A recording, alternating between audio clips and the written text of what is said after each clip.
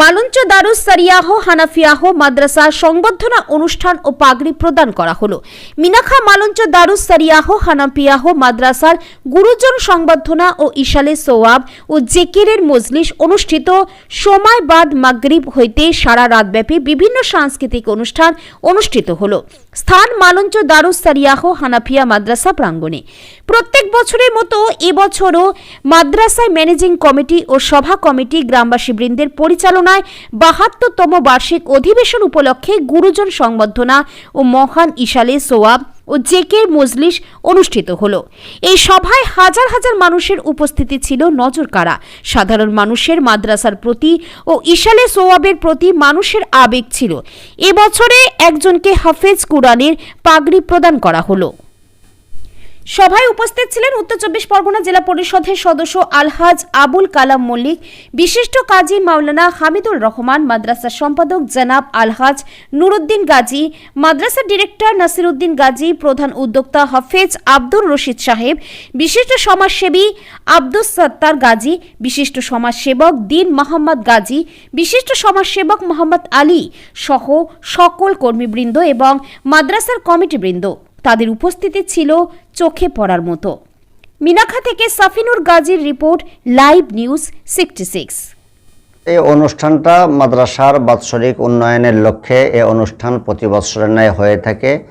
এটা কেবলমাত্র উন্নয়ন আর সেই সঙ্গে সঙ্গে মুজাদ্দিদে জামান পীর আবু বকর সিদ্দিকী রহমাতুল্লাহ আলাইহে বয়স্ক মানুষদের জন্য, যেরকম আমাদের বাচ্চারা মাদ্রাসা মক্তবে যে শিক্ষা অর্জন করে, বয়স্করা শিক্ষা অর্জন করতে পারে না, সে কারণে মুজাদ্দিদে জামান পীর আবু বকর সিদ্দিকী রহমাতুল্লাহ আলাইহে বয়স্কদের জন্য এই জালসা মাহফিলটা বয়স্কদের মাদ্রাসা হিসাবে কায়েম করেছিলেন। সেখান থেকে গতানুগতিকভাবে বংশ পরম্পরায় এই ধরনের অনুষ্ঠান করা হয়ে থাকে, যাতে করে বয়স্করা দিন শরিয়াতের জ্ঞান অর্জন করে সেই মোতাবেক আমল করতে পারে। সংবর্ধনা মূলত এই প্রতিষ্ঠান পরিচালনা করতে যে সর্বস্তরীয় ব্যক্তিদের প্রয়োজন হয়ে পড়ে, যেমন দাতা দানশীল ব্যক্তি, তেমনিভাবে রাজনৈতিক, তেমনিভাবে প্রশাসনিক লেভেল। তো আমাদের এখানে যারা এসছেন, রাজনৈতিকবিদ আছেন, ব্যবসায়ী সমিতি আছেন, যারা উচ্চ পর্যায়ের ব্যবসায়ী তারাও এসছেন, শিক্ষিত যুব সমাজেরাও এসছেন।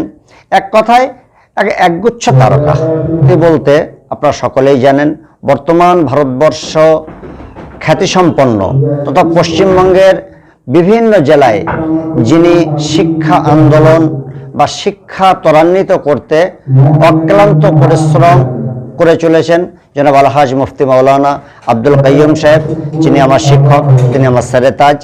আর আছেন শিক্ষা আন্দোলনের অপ্রতিদ্বন্দ্বী নেতা জনাব আলহাজ মুফতি মাওলানা আব্দুল মাতিন সাহেব। আরও ছিলেন।